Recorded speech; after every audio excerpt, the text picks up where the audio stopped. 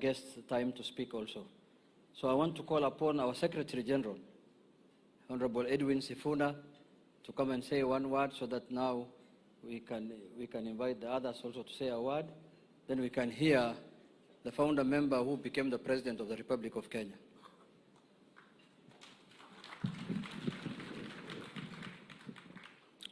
Thank you, Honorable Jeanette, Your Excellency the President, my party leader, the Senator for Siaya, the Honorable Dr. Uhuru Oginga.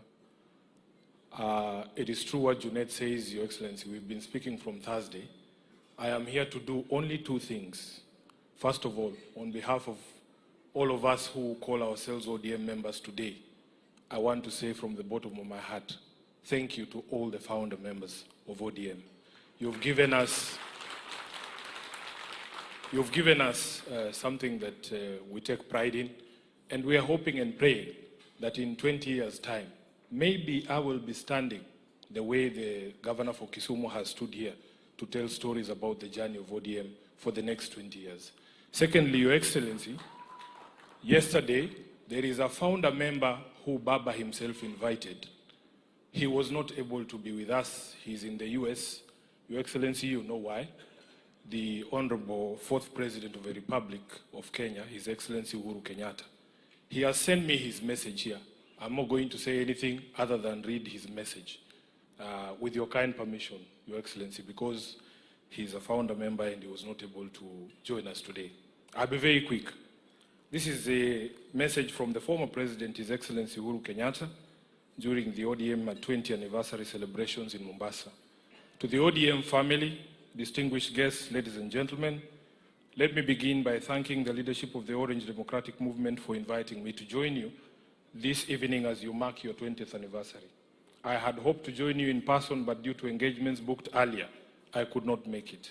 In fact, that was an issue we were to discuss with my brother when he got back. Unfortunately, that did not happen. Even then, I celebrate with you, my brothers and sisters. I vividly remember the numerous meetings and engagements that gave life to the Orange Democratic Movement. Indeed, it was a movement born not out of political convenience, but out of conviction. A broad coalition then of political leaders who rallied the No campaign against the 2005 Kenyan Constitution. Tulikuwa tunaitwa Pentagon. It was a movement whose ideals began to shape Kenya's democratic journey. A journey that began 20 years ago when we joined hands with my brother, the late Right Honorable Raila Amolo Odinga, when he was the Liberal Democratic Party leader. I was the leader of the opposition in Kano. His Excellency William Ruto, Kalonzo Musyoka, Musalia Mudavadi, Najib Balala, and the late Joseph Nyaga. When we came together to form this movement, we did so not out of ambition, but out of conviction. Conviction that Kenya deserve better, that our people deserve justice, dignity, and equal opportunity. As we moved to the 2007 election under the leadership of Baba Raila Amolo Odinga, the ODM was founded. It was founded as a voice of the voiceless, a rallying point for all who desire true democracy, constitutional reform, justice, good governance. It was built on the belief that leadership is not about power, but about service, that progress is not about individuals, but about people working together for the common good. So you see, we believed that Kenya's strength lies in her diversity and that no single citizen should ever feel excluded from the promise of our nation because of where they come from, what they believe, their religion, or who they are. Allow me to share the core principles that we stood for at the time. Number one was democracy and good governance. We believed that sovereignty belonged to the people. We envisioned a Kenya where leadership is accountable, where power is not imposed but entrusted, and where government exists to serve and not to rule. I remember the conviction that drove us that democracy must never again be taken for granted in this country.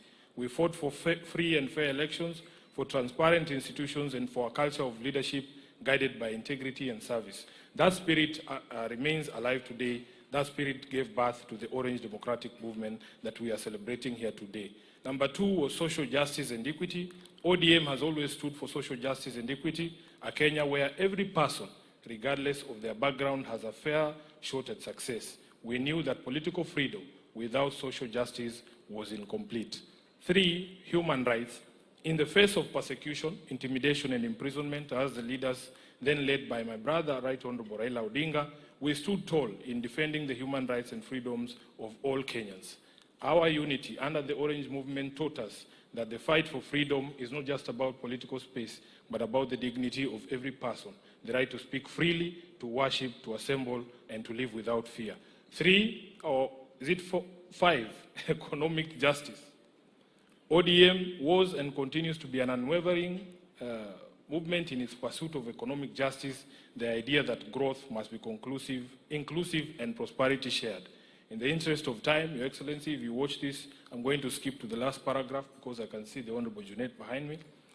Wanachama wa ODM, today as you celebrate this milestone, my heart is emotionally heavy as I remember my brother and friend and compatriot, the Right Honorable Raila Odinga, may his soul rest in peace. His absence today is deeply felt, but his presence is forever etched in our hearts and in the history of our beloved nation, Kenya. Baba was not just a leader of ODM, he was the spirit of its struggle, the embodiment of courage, endurance, and unwavering faith in the Kenyan dream. His courage, resilience, and selflessness shaped not just this movement, but the very course of Kenya's political evolution. Let us keep alive his fight for democracy, accountability, and inclusion. Let us make real his vision of a Kenya where no child goes hungry, where justice is not for the privileged few, and where every Kenyan, young or old, has an equal opportunity to thrive.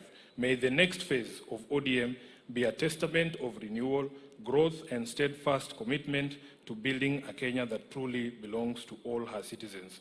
Thank you, God bless you, God bless ODM, and God bless our beloved country, Kenya. His Excellency Uhuru Kenyatta, CGH, 4th President of the Republic of Kenya. I thank you. Thank you very much, SG. We have received the message from the former President, His Excellency Uhuru Kenyatta. I don't know whether he was a member of Pentagon, but we shall see. The next speaker is, let me call the distinguished chair of our party, the Honorable Gladys Wanga, to say something in 1 minute.